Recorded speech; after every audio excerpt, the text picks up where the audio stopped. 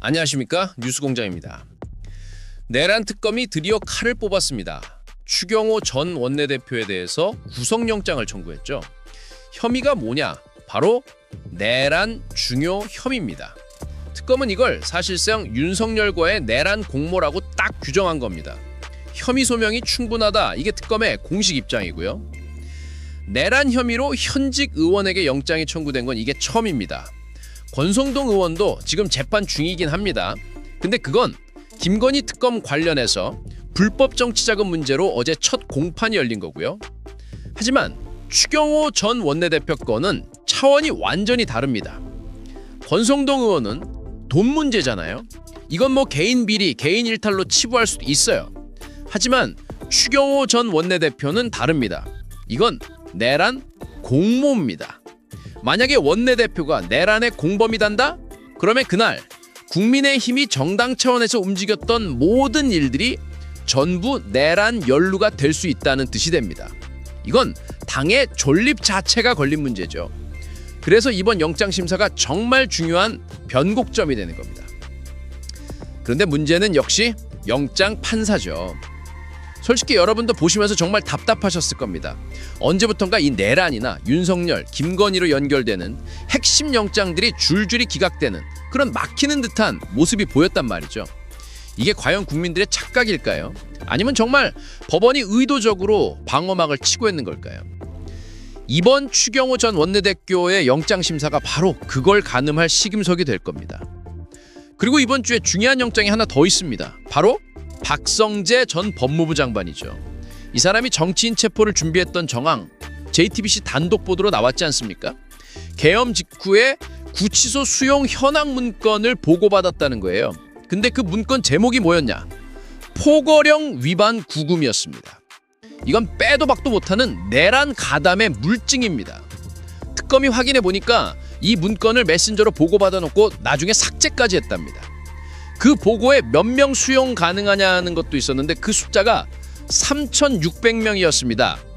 계엄에 반대하는 의원들, 시위하는 시민들 싹 다 체포해서 가둬둘 곳이 필요했던 겁니다.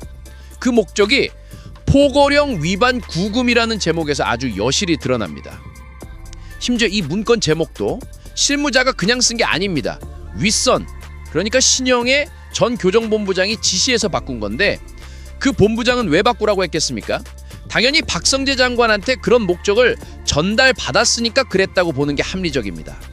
이 사람들도 나중에 다 삭제 지시하고 증거 인멸까지 시도한 것으로 보입니다. 그래서 특검이 이번 주에 박성재 전 장관 영장도 다시 청구한다는 겁니다.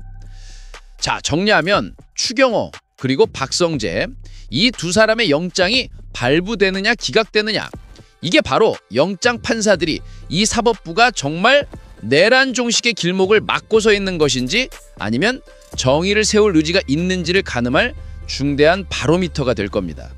우리 시청자분들도 똑똑히 지켜보셔야 합니다. 이런 와중에 국민의힘 행태도 참 가관입니다. 대통령 시정연설중, 정부가 내년 예산안 설명하고 국회 협조를 구하는 중요한 자리인데 여기에 불참한답니다. 이유가 뭐냐? 추경호 원내대표 영장 청구에 반발한다 이겁니다.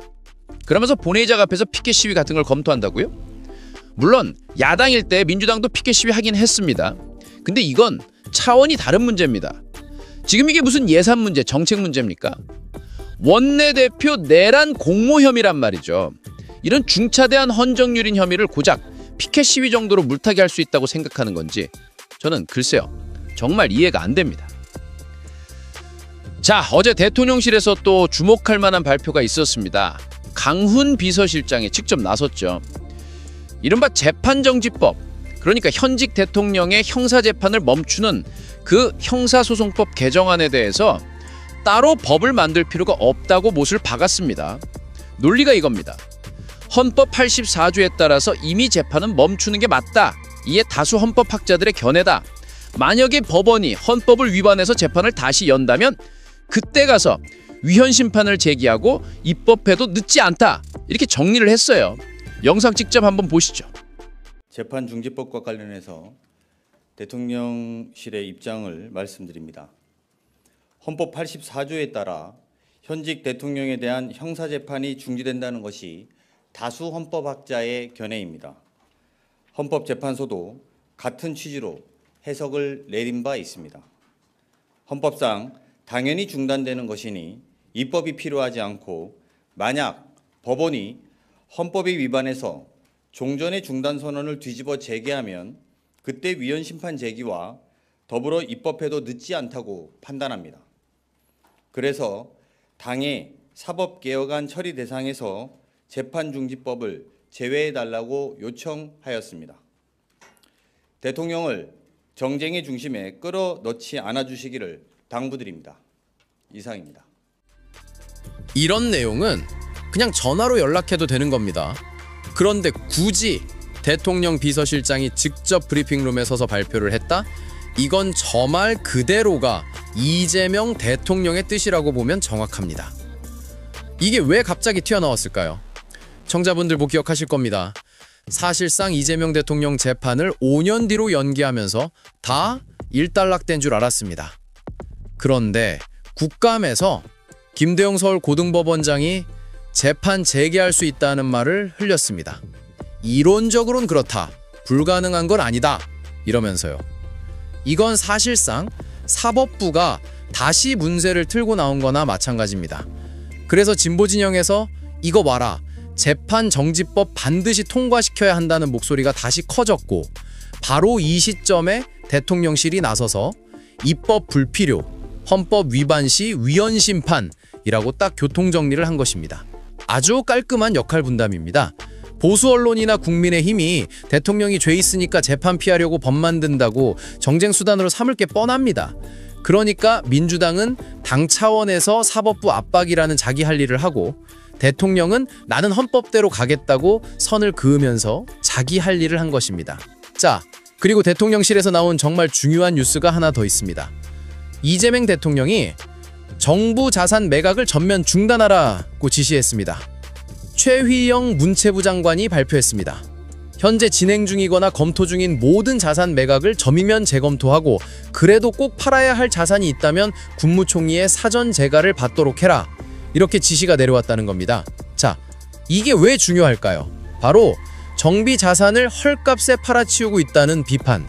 이 비판이 윤석열 정권 내내 제기됐기 때문입니다. 애초에 이 국유재산 매각을 시작한 장본인이 바로 윤석열이거든요. 보수 정권은 꼭 들어서면 이런 짓을 하죠. 이명박이 대대적으로 팔아치웠고 윤석열이 그걸 그대로 이어받은 겁니다. 윤석열이 취임 2달 만에 국무회의에서 직접 한 말을 들어보시죠. 불효 불급한 자산을 매각하고 과감한 지출 구조 조정과 공공기관 경영 효율화로 허리띠를 졸라 맬 것입니다. 그렇게 해서 마련된 재원을 더 어렵고 더 힘든 분들에게 두텁게 지원해야 합니다. 이때 뭐 공공부문 촉신한다, 재산 팔아서 민간경제 축진한다 이런 말들 했었는데 이게 다 어떤 결과를 낳았는지 우리가 지금부터 따져봐야 합니다. 지난달에 박민규 의원실에서 캠코, 한국자산관리공사죠. 여기서 자료를 받아 공개한 걸 보면 정말 기가 막힙니다. 문재인 정부 마지막 해에 국유부동산 매각이 한 100여 건 정도였습니다. 그런데 윤석열 정부 마지막 해에는 795건입니다. 거의 8배가 폭증한 거죠. 올해는 7월까지만 해도 500건이 넘었으니까 연말까지 가면 1,000건이 넘어갈 판이었어요. 근데 단순히 많이 판 게 문제가 아닙니다. 더 큰 문제는 헐값 매각이죠. 작년에 팔린 795건 중에 감정가보다 낙찰가가 현저히 낮은, 그러니까 싸게 팔아치운 게 절반이 넘습니다. 60%에 가까운 467건이에요. 이걸 보면서 무슨 생각 드십니까? 이 알짜배기 자산들을 도대체 누가 먹었을까? 이 과정에 윤석열, 김건희와 연루된 자들이 끼어있을 가능성은 없을까? 이런 강력한 의심이 드는 건 당연합니다. 이 의혹은 사실 윤석열 정권 내내 제기됐던 문제입니다. 이번에 이재명 대통령이 이걸 정면으로 중단시킨 겁니다. 2주 전 국감에서도 이 문제가 아주 신랄하게 지적됐습니다. 핵심은 두 가지입니다. 첫째, 감정가보다 27%나 싸게 팔았다. 둘째, 그 매각의 94%에서 98%가 수의 계약이었다는 겁니다. 나라 재산을 파는데 경쟁 입찰이 아니라 수의 계약으로 팔았다는 게 말이 됩니까? 그냥 누군가를 따 찍어서 헐값에 넘겼다는 거잖아요. 이렇게 해서 발생한 손실액, 즉 누군가가 누워서 먹은 돈이 최소 1조 원에 달한다는 겁니다. 물론 저들은 이렇게 변명할 겁니다. 세수 부족을 메우기 위해서 어쩔 수 없었다. 정책을 하다 보니 본의 아니게 세수 부족이 생겨서 어쩔 수 없이 헐값에 판 게 아니고 애초에 누군가의 주머니를 채워주기 위해 헐값 매각을 작정하고 그걸 정당화하기 위해 세수 부족을 핑계로 만들어낸 겁니다. 그들의 머릿속은 해먹을 찬스가 왔구나 이렇게 작동하거든요. 그리고 이 모든 것을 최종 오케이 한 건 바로 윤석열과 김건희라고 밖에는 볼 수가 없습니다. 이건 역시 또 다른 특검 대상이라고 봅니다. 나라 재산을 팔아먹는데 94%를 수의계함으로 넘겼다? 이건 명백한 국고 손실이고 배인입니다. 반드시 전수조사해야 합니다. 특검 중에서 끝까지 파고들어서 그 헐값에 재산 받아먹은 자들 그리고 그걸 승인해준 자들 모조리 밝혀내고 전액 환수해야 합니다. 진실의 힘을 믿습니다. 정치공장이었습니다. 감사합니다. 내란 관련한 현역 의원 최초로 이제 구속영장이 청구가 됐습니다. 추경호 전 원내대표인데 특검에서 일단 적용한 혐의는 비상계엄 당시에 국회 계엄 해제 표결을 고의로 방해했다라는 혐의예요. 네. 그러니까 의원총회 장소 수차례 당사에서 국회로 이제 변경을 하면서 의도적으로 표현을 지연시켰다고 보고 있는 거고, 특히 이제 추 전 원내대표가 윤석열 대통령과 그 계엄한 나흘 전에 만찬도 했었고 계엄 당일에도 통화를 했고 한덕수 총리와도 통화를 하고 이런 과정에서 지시도 받았다라고 보고 있습니다. 지시를 받았다는 정황을 포착했다는 거예요? 네. 그 당직자들 아마 그때 핸드폰 압수수색하고 증거들을 많이 가져갔잖아요. 예. 거기서 좀 나온 게 많다는 얘기가 있고요. 이 만찬이 그냥 만찬이 아니었다. 네. 만찬이 중요했다. 이 얘기가 사실 계속 나오더라고요. 이렇게 되면 당이 매우 더 어려운 상황으로. 아니, 영장이 뭐 발부될지 어떨지는 잘 모르겠는데 예. 저는 사실 그때 현장에 있었으니까 예. 그렇죠. 현장에 있어서 뭐 그 반응하는 것도 여러 개 봤는데 그 뭐 윤석열 전 대통령과 통화했다는 건 그 며칠 뒤에 알았지만 뭐 홍철호 수석이라든가 한덕수 총리하고 통화를 했다는 건 사실 몰랐어요. 그 최근에 알려진 거잖아요. 네.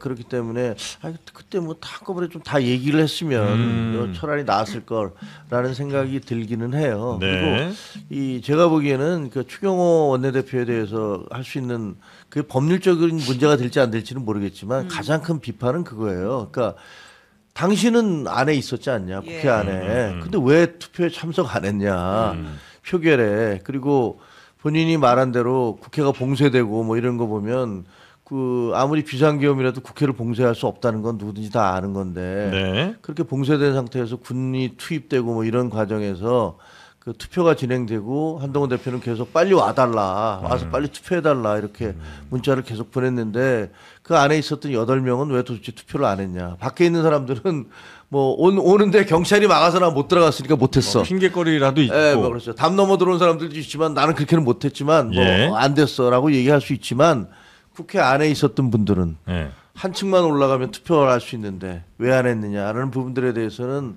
그 법률적인 책임이 있는지 없는지는 잘 모르겠어요. 아마 뭐 그냥 일반 기업 같으면은 그 직무유기 같은 게 되겠죠. 예를 들면 네가 당연히 해야 될 일 왜 안 하느냐 이렇게 되겠지만 국회의원의 표결이 그게 해당하는지 어떤지는 잘 모르겠어요. 그러니까 본인이 표결 안 한 것까지야 뭐 법적으로 처벌 못 하더라도 다른 의원들을 지금 이 방해하는. 국회의사당 안으로 못 오게 했다 혹은 뭐 자꾸 위치를 바꿨다. 원내대표의 어떤 그때 당시에 힘으로써 그거는 이제 법적 처벌이 그거는 이제 법적인 논란이 되겠죠. 뭐 그렇겠죠. 그러니까 뭐 나는 의도한 게 아니다. 뭐 근데 이렇게. 이제 법적 처벌에서 가장 중요한 게 이제 아마 추경호의 고의를 입증을 해야 네, 되는데 네. 그 고의는 사실 사전 모의, 그러니까 네. 그 전에 미리 알고 있었다, 통지를 받았다라고 하면 이제 서로 논의가 있었다고 네. 보기 때문에 아마 주요 임무 수행자로 볼 수가 있을 거고. 그게 네. 사실 구속될지 말지 여부의 그 그렇죠. 핵심 쟁점인 네, 그리고 거죠. 핵심으로 예. 이제 처벌받을 때도 이제 그 예. 핵심적인 판단 요소가 될 거고, 저는 우리 김종혁 최고위원님께서 되게 중요한 부분을 짚으셨다고 보는 게 국회 안에 있었던 국민의힘 의원 중에 그날 표결에 안 간 사람들 있잖아요.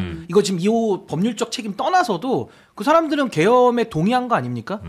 해제할 권한 있는 사람이 해제를 안 했어요. 뭐 예를 들어 지방에 있어서 못 온 사람이야 핑계라도 되지만 네. 아니 국회 안에 있는데 해제 의결에 참여도 안 하고 안 했다는 얘기는 계엄에 동의했다는 얘기로밖에 해석이 안 되잖아요. 그러니까 저는 그 의원들에 대해서는 앞으로 이제 정치적인 뭐 이 평가는 뭐 네. 역사에 다 남는 거 아닌가라는 생각이 듭니다. 그 추경호 원내대표가 그때 만찬했잖아요, 며칠 전에. 예. 그래서 지금 자기가 제일 믿는 사람은 안철수 의원입니다.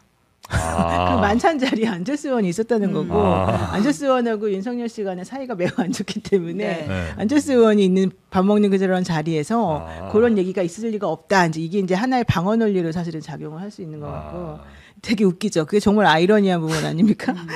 또 하나 안철수는 뭐 했어요? 그러니까 나는 안철수 의원에 대해서 할 말이 너무 많은데 그때 당시에는 사실은 그 친한계를 제외하고는 자주 용산에 갔어요. 밥 먹고 막 그랬죠. 그래서 특히 친윤이라는 분들은 말할 것도 없고. 아니 그러니까 그게 이끄자는 거예요. 솔직히 안철수 의원은 요즘 들어보다 보면 제일 속은 사람 아니에요? 자기 뭐 공동 제일 많이 속은 사람이에요. 근데 맨날 속잖아요. 계속 속잖아요.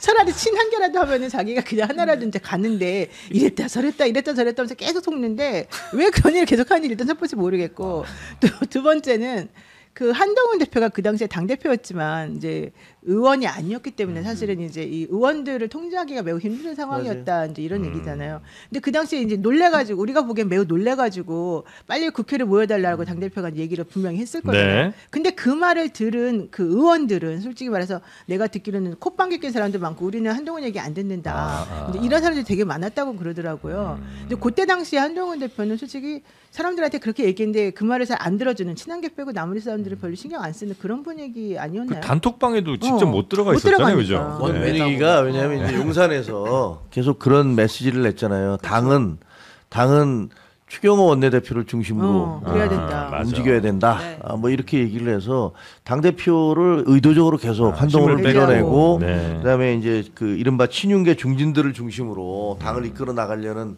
그런 시도가 있었고, 그러다 보니까 우리는 독대를 해서 이 전국에 대해서 좀 우리가 건의를 하겠다는 것들은 전혀 만나주지도 않고 나중에 뭐 계속 여론이 비등하니까 한번 불러다가 정진석 실장하고 같이 앉혀놓고 이렇게 이상하게 훈계하는 앉혀놓고. 듯한 그 사진 네. 그 공개됐던 거고, 그러다 보니까 이제 그날도 아마 그 당 대표는 이건 막아야 된다, 말이 안 된다라고 바로 메시지를 내고 국회로 그렇죠. 갔지만 당 중진들이 결정해야 되는 거 아니냐, 뭐 이런 분위기가 있었던 것 같아요. 뭐 정확치는 않고 그냥 이거는 제 판단이니까 네. 법적인 평가를 할 수는 없지만 그런 분위기가 영향을 미쳤던 게 아닌가 싶어요. 어쨌든 추 전 원내대표는 나는 계엄 사전에 몰랐고 뭐 윤석열 지시도 받은 적이 없고 그다음에 이제 그 당시에는 국회가 경찰에 의해 무력화된 상황도 아니었어라는 주장을 계속해서 하고는 있어요. 근데 이제 특검이 이제 청구한 구속영장 청구서에 보면 당시에 이제 추경호가 한동훈 전 대표는 본회의장에 들어가 있었잖아요.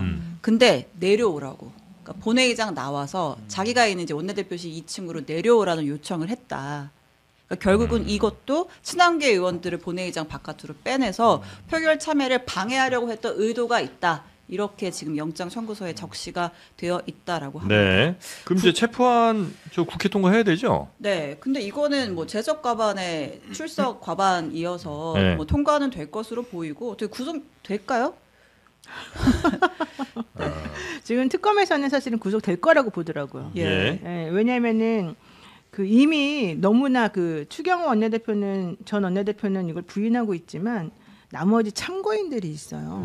그 사람들 중에 이제 아직 피의자로 전환되지 않은 사람들이 있긴 한데 그 사람들이 사실은 이제 진술한 그것과 내놓은 증거들이 있고 지난번에 압색하면서 받아놓은 것들이 많고 이게 워낙 확실하게 지난번에 추경호 원내대표를 23시간 동안 이제 조사해가지고 네. 했던 거는 다지기, 굳히기 이제 이런 거였기 때문에 이거는 영장이 발부될 수밖에 없다. 이제 이런 생각은 하는 것 같아요. 근데 이게 문제는 뭐냐면 사실 네. 추경호 원내대표 혼자만 지금 그 방해 혐의가 있는 게 아니라 국회의원들 더 추가로 수사를 받아야 되잖아요. 그러니까 쉽게 말하면 국민의힘 쪽에 있는 이 내란에 공모한 사람들, 공범들을 분리시켜놔야 되거든요. 그리고 사실은 그 내란과 관련된 주요 임무 종사자라는 범죄 혐의도 너무 중대하니까 영장이 나오는 게 상식인데 지금 국민들이 걱정하는 건요. 한덕수 영장 기각 났죠. 그러니까. 그리고 박성재 기각 났고 최근에는 이종섭을 비롯한 그 최혜병 특검의 네. 그 수사 외압 쪽의 다 5명이 기각났어. 다 기각이 됐거든요. 빼고 싹. 예, 근데 그때도 뭐 기각된 것들을 보면은 뭐 위법성 인식이 없다는 박성재 장관이나 뭐 그 최혜병 관련된 것도 납득되기 어려운 이유로 좀 영장을 막고 있는 사실상 수사 방해를 지금 법원이 좀 하고 있는 거 아니냐 이런 얘기가 있어서 저는 뭐 추경호 원내대표 영장 기각나면 이것도 사법부에 대한 개혁의 불길이 더 높아질 건데 전 사법부에 대해서는 좀 불안함이 여전히 좀 남아 있다. 그 불안함은 우리 다 갖고 있는 건데 이게 왜 그러냐면 추경호하고 박성재가 사실은 이 아주 매우 중요한 그 길목에 있어요. 병목에 딱 그렇죠. 딱 거의 키맨들인 거죠. 키맨들인데 네. 이 사람들이 잡히면 이제 큰일 난다는 얘기가 있고 네. 이 사람들을 구속시키게 되면 그 구속의 원리 법리 이게 나중에 조희대 대법원장한테까지 넘어간다. 이제 이런 얘기가 조금 있어요. 왜 그러냐면 그때 당시에 뭐 이거는 그냥 이제 제가 그냥 정확하게 그냥 썰이라고 치고. 제가 네. 이제 그 여기저기서 주워들은 예, 판단으로 예. 실질적으로 그 당시에 그 내란 이 발표가 있던 날에 대법원이 갑자기 막 너무 유례 없이 빨리 막 움직여가지고 회의하고 막 심야 회의 그랬었죠. 네. 네. 그때 당시에 합법을 전제로 그러니까 이 합헌을 전제로 이 비상계엄이 합헌임을 전제로 예. 우리는 재판 관련된 모든 관할을 넘겨야 되겠다고 생각해서 사실은 그 당시에 회의를 했었다라는 게 조선일보랑 채널A에 바로 나온 기사였거든요. 전대협 행정처장이 그때 국감 초창기 그런 발언을 했어요. 이게 합헌일 경우를 대비한 그렇죠? 뭔가도 예, 예. 있었다. 그러다가 이제 국회에서 이거 해지되고 나자마자 이제 갑자기 대법원의 태도가 바뀌어가지고 네. 우리는 이게 안 될 거를 대비해가지고 뭐 했다는 식으로 또 말이 약간 바뀌었었어요. 네. 이제 그러다 보니까 아니 어떻게 합헌을 전제로 그 짧은 시간에 모여가지고 그런 회의를 할 수가 있니? 니네 되게 이상하다. 그럼 니네들은 이걸 이미 알고 있었던 거 아니니? 첫 번째, 두 번째 이게 합헌이라고 하는 생각이었다면 어쨌든 이게 위법인지 아닌지에 대해서는 다 서로 간에 좀 판단하기에 좀 곤란한 부분들이 있었던 거 아니냐. 네. 그러면은 실제 박성재에 대해서도 우리가 영장이 기각된 이유는 뭡니까? 이 사람 위법성 인식이 없네 있네 이거 가지고 문제가 말도 안 됐었잖아요. 마찬가지 국무위원들에 대해서도 마찬가지로 이 사람들이 위법성 인식이 없네 가지고 얘기를 한단 말이에요. 그러다 보니까 이 길목에 있는 중요한 사람들이 판단한 그 행동의 근거가 위법성 인식에 대한 문제로 돌아가는 거예요. 네. 그러면은 여기서 이걸 막아주지 않으면 어떻게 될지 모른다는 거죠. 조의대까지 위까지 올라갈 수도 있다. 그 얘기예요. 네. 대부분에 대한 건 너무 과도한 추정인 것 같아요. 그거는 그 무슨 근거가 있는 게 아니고 그 회의가 열렸다는 걸로 그 회의에 대해서 그런 미리 알고서 회의를 했는지 너무 과한 그러니까 추정. 이제 이렇게 판단하시는 근데 워낙 지금 과한 분들이 일들이 있어서, 많잖아요. 예. 최악의 것 같아요. 정말. 과한 게 하도 많이 일어나. 여기 막 얹히는 것 같죠? 얹힌 예, 예. 그래서 하여튼 법원에서 어떻게 판단을 할지. 예, 그래서 일단 여기서 모든 걸 다 막아버리는 거 아니냐. 왜냐하면 여기서 막히니까 그 위를 못 넘어가요. 아무것도. 근데 이게 이제 뚫리면 다 뚫릴 수도 있고 이게 그러니까 막히면 위험하다. 다 잘 안 될 수도 있고. 예. 근데 어쨌든 그러니까 꼭 그렇게까지 생각 안 하더라도 네. 이 길목이 매우 중요하다고는 뭐 본다는 그건 뭐 거죠. 맞는 말이죠. 네. 아무튼 박성재 장관은 진짜 핵심 인물이잖아요. 네. 어쨌든 그 구치소에 수용인원 공간도 마련하려고 했고 지금 그것도 나중에 보니까 문서 삭제시키고 증거 인멸한 정황도 아니 드러났는데. 게다가 PC 그 자기 직무정지 되는 동안에 PC 세대를 다 바꿨다는 거예요. 네, 맞습니다. 이번에 드러난 건 부분은 예. 그리고 그 포고령 관련 그 문건, 그러니까 이제 구치소 그 수용 공간 발언한 문건도 애초에 목적이 굉장히 명확하게 적시가 되어 있었던 것 같아요. 박 장관한테 보고한 다음에 포고령 위반 구금이라는 문구가 그 문서 제목에 들어가 있었다고 하고 박성재 장관 왜 영장 재청구 아직 안 하는지 좀 모르겠다. 그거 하고 싶은데 이상하잖아요. 아니 하고 싶은데 이상한 게 아니라 당연히 하고 싶죠. 근데 지난번에도 원래 될 거라고 생각해서 이 정도면 될 거라고 생각해서 했는데 완전히 본인들 보기에는 조금 황당한 이유로 사실은 기각이 돼버리고 나니까 네. 좀 자신이 없는 거예요. 이번에 한 번 더 만약에 기각이 돼버리면 끝장이다 이렇게 생각을 좀 하는 부분이 있어요. 더 철저히 준비를. 계속해서 막히니까 그래서 차라리 그냥 이거를 그냥 영장 청구 안 하고 넘어갈까. 왜냐하면 지난번에 최혜병 특검에서도 네. 그때 그랬잖아요. 그때 이종섭 등등 해가지고 다 그냥 제끼고 한 명만 됐었잖아요. 그러니까 그때도 되게 충격을 받았었다는 거거든요. 최혜병 물론 이제 우리는 조금 약간 전략 미스라고 생각하긴 하지만, 근데 어쨌든 이 박성재는 청구는 하긴 해야 되는데 네. 이제 이게 그렇게 되면 어떻게 되나 이 부분을 고려한다는 거죠. 아니, 근데 문제는 특검이 재청구하겠다고도 이미 밝혔는데 안 하는 거는 하고 너무 큰 있으니까. 문제고 그건 안 될 수 없어요. 아무리 그래서. 그거는 영장전담 판사가 좀 문제가 있다는 걸 국민들이 알고 있기 때문에 네. 이번에 또 재청구하면 그 판사가 하진 않거든요. 다른 판사가 하니까 저는 당연히 특검이 이거는 빠르게 좀 영장 재청구해야 된다. 네. 그리고 앞으로 저 사건 관련해서 혹은 뭐 사건 그 시점쯤에 핸드폰이나 뭐 노트북 혹은 뭐 PC 같은 거 이렇게 폐기하는 사람들은 일단은 증거인멸을 그냥 기본으로 깔고 가야 되는 거 아닙니까? 맞습니다. 그 자체가 구속 사유예요. 그게 사실 네, 그 자체가 증거인멸이잖아요. 증거인멸의 우려가 제일 있는 거지. 중요한 게 핸드폰 그다음에 뭐 PC 같은 뭐 문서라면 PC 혹은 뭐 통신 기록이라면 다 핸드폰 뭐 이럴 테니까. 옛날에 송영길 대표 예. 그 한번 사건 있었을 때도 그때 핸드폰을 아마 그 순간 그 타임에 아마 바꿨었던 것 같아요. 그러니까는 그 당시에 핸드폰 바꾼 거가 증거 인멸이다. 그러면서 얼마나 난리가 인멸인데 났었어요. 사실. 네. 네. 알겠습니다. 여튼 박성재 구속영장 재청구 철저히 더 준비해서 아마 할 것으로 보이고요. 민주당에서 재판 중지법 카드를 공식화하지 않았습니까? 네. 네, 이재명 대통령의 관련 재판들 중지하는 거 명확히 법으로 못 박자라고 지도부가 강하게 드라이브를 걸었는데 정말 겸연쩍게도 하루 만에 대통령실에서 제동을 걸었습니다. 호호. 네, 강원식 비서실장 어제 브리핑이 있었죠. 들어볼게요. 헌법상 당연히 중단되는 것이니 입법이 필요하지 않고 당의 사법개혁안 처리 대상에서 재판중지법을 제외해달라고 요청하였습니다. 대통령께서는 더 이상 정쟁에 끌어들이지 않고 우리가 민생을 살리고 경제를 살리는 데 집중할 수 있도록 해달라고 요청하셨다고 해석해도 될 것 같습니다. 그러니까 이제 대통령은 아니라는데 자꾸 당해서 왜 그래? 재판중지법을 왜 추진하니까 자꾸 끌어들여? 괜히 내가 오해받고 왜 그러냐 뭐 이런 정도 톤인 것 같아요. 사실 뭐 꼭 그런 건 아니죠. 왜냐하면 국감 때라던가 예. 그때 당시에 그 고등법원장들한테 막 물어봤잖아요. 네네. 이재명 대통령에 대한 재판 다시 할 수 있느냐. 그랬더니 또 이론적으로도 가능하고 현실적으로도 가능하다. 이런 말이 나왔으니까 당연히 원래 그 당에서는 그 법안을 명확히 해야 된다라고 해가지고 추진하고 있었었다가 그때 대선하면서 그거 하지 마라 그래가지고 중단됐다가 네. 이번에 국감 때 다시 불거졌으니까 당연히 당에서는 화들짝도 그렇게 놀랐고. 하고 싶겠죠. 네. 그런데 이제 이 대통령실 입장에서 보자면 이거 어차피 해봤자 실익이 하나도 없다. 왜냐하면 해가지고 만약에 통과가 된다고 통과는 되겠죠. 사람들이 이제 많으니까. 근데 통과가 되면 된다고 또 사람들이 이거는 네가 일부러 너네들을 봐주기 위해서 이재명 대통령 그냥 풀어주기 위해서 니네끼리 짜고 치는 거 아니냐. 되게 여론이 안 좋아질 가능성이 매우 있고 네, 이걸 네. 가지고서 사실은 또 국민의힘에서 계속 공격이 들어올 수도 있고 이걸 계속해서 물고 늘어지게 되면은 결국 에이펙의 그 성과가 또 다 이렇게 좀 빛이 발해버리는 거가 되기 때문에 어차피 할 필요도 없고 지금 그리고 정말 급하면 나중에 해도 되는 것이고 지금 당장 이걸 해가지고 이렇게 그냥 안 좋은 분위기를 만들어낼 필요는 전혀 없다 이렇게 보는 거고 또 하나 가장 중요한 건 이재명 대통령 입장에서는 이거 없어도 나 무죄야 이렇게 지금 생각하는 것 같아요. 그러니까 예. 근데 저는 참 이 상황이 이해가 안 되는 게 네. 지금 재판중지법 전 이거 이름에 대해서는 제가 좀 불만이 있습니다만은 네. 형사소송법 개정이거든요. 예. 이거는 엄밀히 말해서 서울고등법원장이 자기가 관할하고 있는 법원의 판사들이 내린 헌법 84조의 견해와 완전히 반대되는 의견을 국회 나와서 얘기한 거거든요. 그렇게 해서 사법의 혼란을 가져오고 대통령도 끌어내릴 수 있다라는 길을 열어줬기 때문에 이거는 국민주권과도 상충되는 면이 있는 겁니다. 근데 이런 일을 저질렀는데 거기에 대해서는 누구도 비판을 하지 않아요.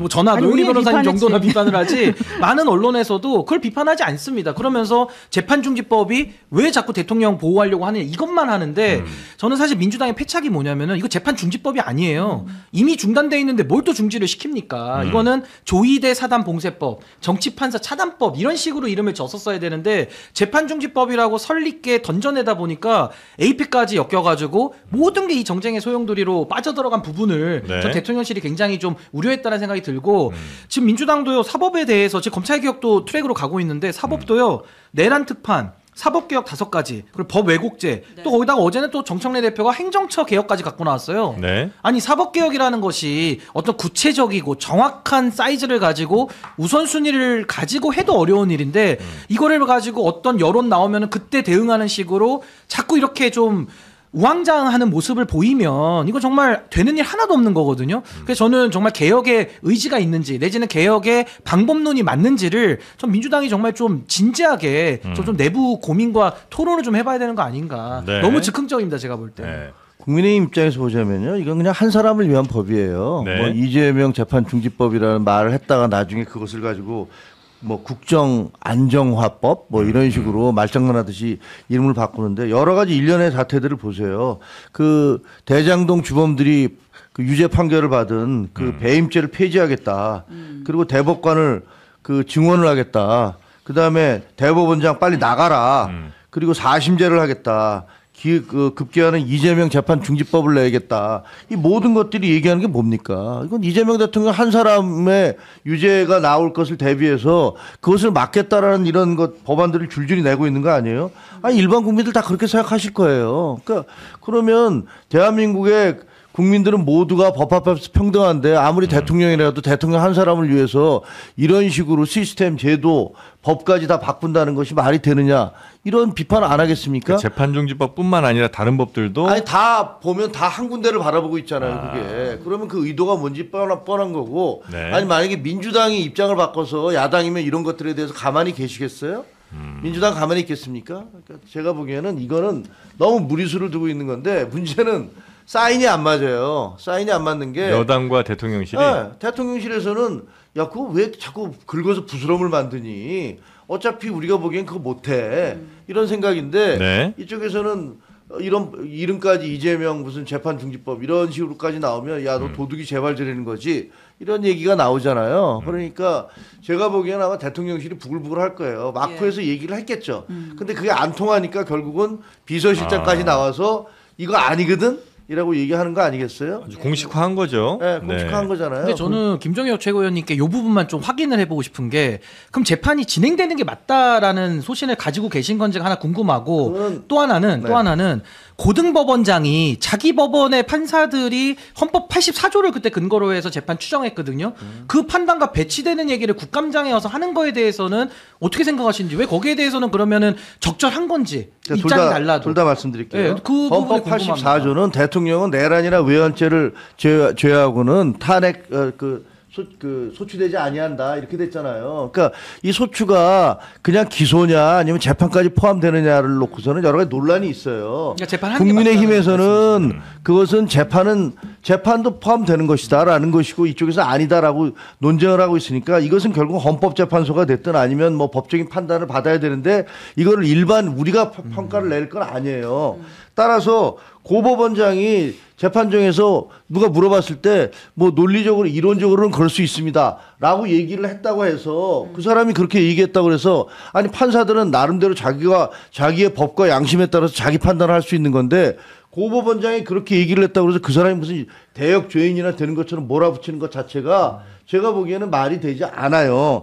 그리고 재판이 진행되는 것이 옳으냐 그르냐라는 부분에 대해서는 저는 사실 제가 법조인이 아니기 때문에 제 그냥 일반 상식적으로 얘기하는 것은 뭐 적절치 않을 것 같아요. 네. 그러나 지금 대통령이 5개나 되는 재판을 받고 있다가 그러다가 대통령이 된 것도 처음 있는 일이에요. 제가 정리할게요. 그럼 네. 제가 다 말씀 받고 아니 그러면 재판의 독립을 노래를 부르지 않습니까 국민의힘이? 전 김종혁 최고위원님도 여기 나와서 재판의 독립 흔들지 말라고 수백 번 얘기하신 걸 제가 기억하거든요. 그러면 고등법원과 지방법원의 판사들 다 개개의 법관들입니다. 네. 103조에 의해서 헌법이 보장한 독립적인 판단을 갖고 있는 판사들이에요. 네. 그 사람들이 한 결정, 이 재판을 중단시켜놨잖아요. 그 판단에 대해서 그럼 왜 자꾸 그럼 이견을 제시해서 왜 사법을 흔드느냐? 아니 왜 사법의 이견이에요? 독립을 고 무시하느냐라는 법원장이 말씀을 이론적으로는 드리고 싶습니다. 가능합니다라고 물어보니까 이론적으로 가능합니다라고 얘기했는데 네. 이 부분이 굉장히 모순적인 이게 거예요. 고등법원장은 네. 개인의 자리에서 나의 개인적 견해를 밝히는 게 아니잖아요. 이 사람은 지금 국감장에서 그 고등법원장이라고 하는 그 위치에서 지금 질문한 것에 대한 답을 하는 것인데. 그래서 그 사람이 이론적으로 가능하다고 얘기했어요. 아니요. 현실적으로 가능하다는 얘기도 했고 이론적으로 가능하다는 말도 했는데 거기서 그런 말이 적절하느냐 안 적절하는지 이 문제를 얘기하는 것이고 아까 네. 계속해서 프레임 얘기를 자꾸 하시는 거예요. 사실은 프레임 얘기하신 거예요.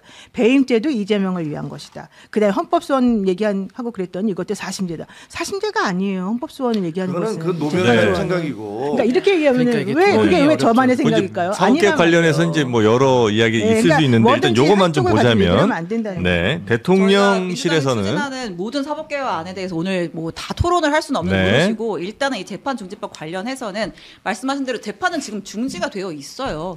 해당 재판부에서 중지시켜놨고 그 이후에 이제 고등법원장의 발언이 좀 논란이 됐고 그래서 민주당이 법을 추진을 했는데 거기에 대해서 대통령실이 제동을 건 게 지금 현재의 상황인 거잖아요. 맞아요.